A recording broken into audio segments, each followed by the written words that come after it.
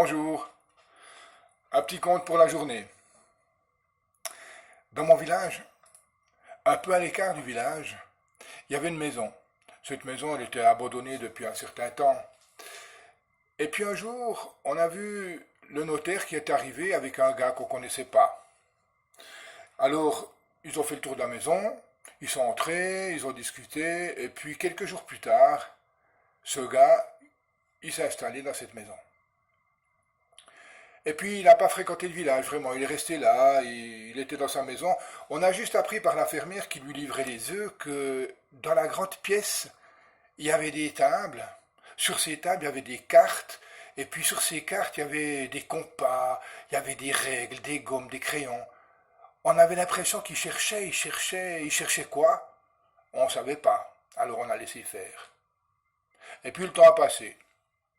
Et un jour sont arrivés au village trois hommes qu'on ne connaissait pas, et ils ont dit chercher le fabricant d'escalier. Mais bon, au village, il n'y avait pas de fabricant d'escalier. Mais quand ils nous ont décrit le gars, on s'est dit, ah oui, c'est le gars qui a acheté la maison là-bas. Il venait d'un village où il y avait eu un orage terrible, l'église avait été détruite, ils voulaient reconstruire un clocher avec un bel escalier, il leur fallait le meilleur fabricant d'escalier du monde. Ils sont allés le trouver, ils ont parlé un peu, le gars a fermé sa maison et il est parti avec eux. Il est revenu quelques mois plus tard. Il s'est remis dans sa maison, il s'est remis à chercher quoi, on ne savait pas, alors on a laissé faire. Le temps a passé. Et voilà qu'un jour, après quelques mois, quelques années, trois gars sont arrivés au village. Ces gars, ils n'étaient pas du coin.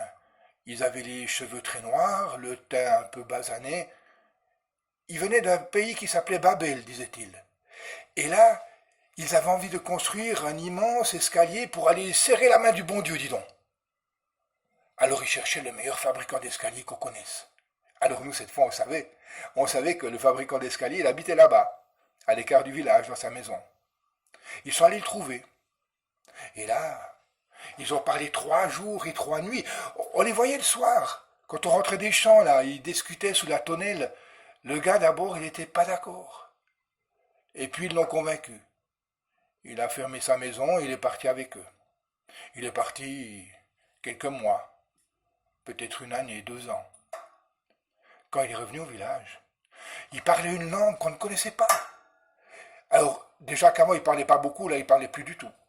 Il s'est renfermé dans sa maison, et puis il s'est remis à chercher quoi? On ne savait pas, alors on a laissé faire. Le temps a encore un peu passé. Et puis un jour, vous savez, un jour d'arrière-automne comme ça, il avait fait chaud toute la journée, une chaleur lourde, très lourde. Et au soir venu, des immenses nuages noirs se sont amoncelés sur le village, et on a eu un orage terrible, ça a pété dans tous les coins, des orages, un orage terrible, des éclairs partout, et un éclair a complètement détruit le clocher du village. Au matin, sous les décombres, ce n'était plus que des tas de pierres. Alors, on est allé chercher le fabricant d'escalier, on lui a dit qu'on avait envie de reconstruire un magnifique escalier en colimaçon dans le clocher. S'il pouvait nous aider, on lui a fait des signes, on a dessiné parce qu'on ne se comprenait pas, et lui, il était d'accord. À une condition, nous avait-il dit, c'est que c'est lui qui choisirait les pierres. Bon, on était d'accord. Alors on le voyait partir le matin avec son âne. Il allait en forêt, il ramenait parfois une pierre, parfois 3 pierres, parfois pas de pierre.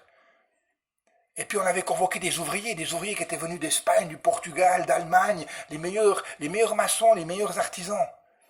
Et lui, pierre après pierre, il a dessiné et puis il a amené ses pierres pour faire cet escalier en colimaçon magnifique. Et un jour, il s'agissait de poser la dernière pierre. Alors il a convoqué tout le monde, les Espagnols, les Italiens, les Portugais, les Allemands, tout le monde était là sur cet escalier en colimaçon. Il est arrivé avec sa dernière pierre, il l'a posée sur l'avant-dernière marche, il l'a fait glisser et ça a fait clac. Et à ce moment-là, une hirondelle est entrée par le clocher de l'église. Elle est descendue le joli escalier en colimaçon, elle est sortie par la porte en bas.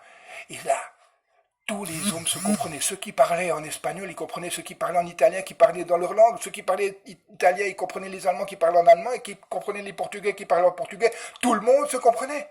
Tout le monde est là. Le gars, il a fait des sauts de joie parce que cette fois, on savait ce qu'il cherchait. Tous les gens, tous les hommes se comprenaient. Alors on a appelé ceux qui étaient au village, on a appelé ceux qui étaient au champ, on a fait venir tout le monde et on a vu que tout le monde se comprenait. Alors la nouvelle, elle a fait le tour du village, du canton, du pays. Les gens venaient en autocar pour écouter cet escalier magique où tous les hommes parlaient leur langue, mais tous les hommes se comprenaient. L'auberge du village ne désemplissait plus.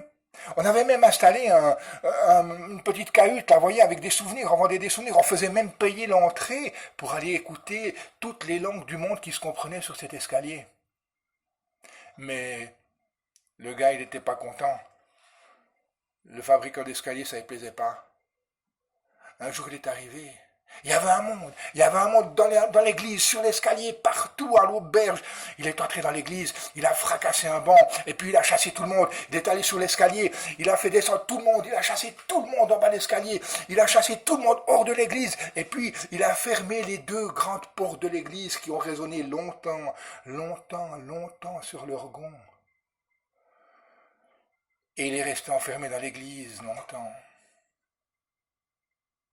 Quand il est ressorti, on n'a pas su ce qu'il avait fait dans l'église.